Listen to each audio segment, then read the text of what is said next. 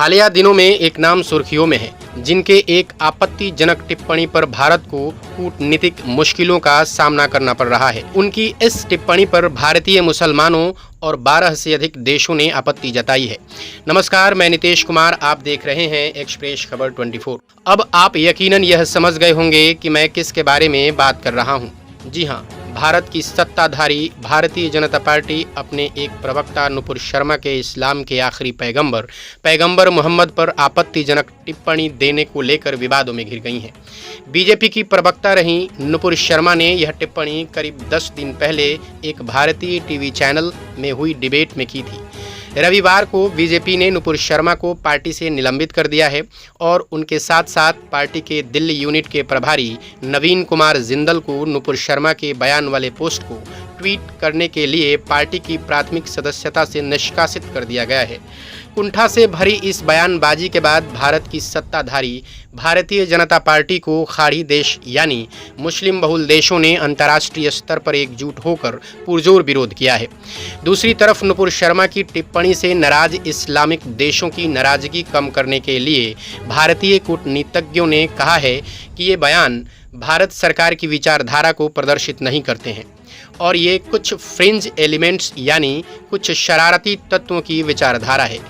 इसके बाद बीजेपी ने एक बयान जारी करते हुए कहा है कि पार्टी ऐसी किसी भी विचारधारा के बिल्कुल खिलाफ है जो किसी संप्रदाय या धर्म का अपमान करती है। साथ ही बीजेपी ने लिखा, वह सभी धर्मों का आदर करती है और किसी भी धार्मिक महापुरुष के किसी अपमान का पुरजोर निंदा करती है। निलंबित किए जाने से पहले तक 37 साल की वकील रही नुपुर शर्मा आधिकारिक तौर पर बीजेपी की प्रवक्ता थीं और सत्ताधारी पार्टी और नरेंद्र मोदी का प्रतिनिधित्व करते हुए एक के बाद हर दिन टीवी डिबेट में नजर आ रही थीं। आइए अब डालते हैं नुपुर शर्मा के इतिहास पर एक नज़र। नुपुर शर्मा ने दिल्ली यूनिवर्सिटी के कानून विभाग से अपनी पढ़ाई की है। उन्होंने अपने राजनीतिक करियर की शुरुआत साल 2008 में उस वक्त की जब वो अखिल भारतीय विद्यार्थी परिषद की उम्मीदवार के तौर पर दिल्ली यूनिवर्सिटी छात्र संघ की अध्यक्ष चुनी गईं। एबीवीपी हिंदू राष्ट्रवादी संगठन राष्ट्रीय स्वयंसेवक संघ की छात्र शाखा है। लंदन स्कूल ऑफ इकोनॉमिक्स के इंटरनेशनल बिजनेस लॉ में मास्टर्स करने के बाद वो भारत लौटीं, जिसके बाद साल 2011 में उनके राजनीतिक करियर का ग्राफ तेजी से आगे बढ़ने लगा। अंग्रेजी और हिंदी दोनों ही भाषाओं में स्पष्ट तरीके से अपने नज़रिए को सामने रख सकने की उनकी क्षमता की वजह से 2013 के दिल्ली विधानसभा चुनाव में बीजेपी की मीडिया कमेटी में उन्होंने अपनी जगह बनाई। 2 साल बाद जब फिर से चुनाव कराए गए तो वो आम आदमी पार्टी के संयोजक अरविंद केजरीवाल के खिलाफ बीजेपी की तरफ से चुनावी आंकड़ों में उतारी गईं।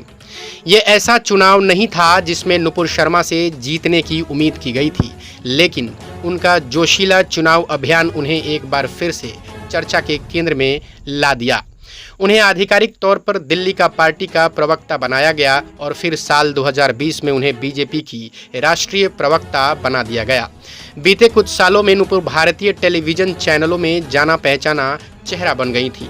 लगभग हर शाम टीवी पर उन्हें अपने राजनीतिक प्रतिद्वंदियों के साथ बहस करते, उन पर चिल्लाते और कभी-कभी उन पर तीखे कटाक्ष करते सुना जा सकता था।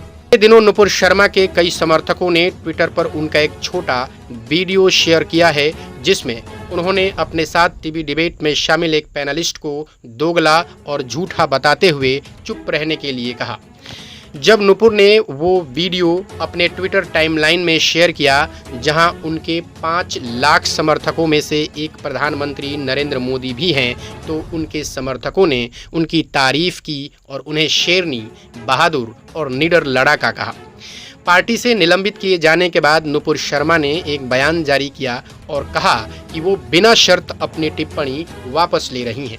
हालांकि उन्होंने अपनी टिप्पणी को सही ठहराते हुए ये दावा किया है कि मेरे सामने बार बार इस प्रकार से हमारे महादेव शिव जी के अपमान को मैं बर्दाश्त नहीं कर पाई और मैंने रोष में आकर कुछ बातें कह दी।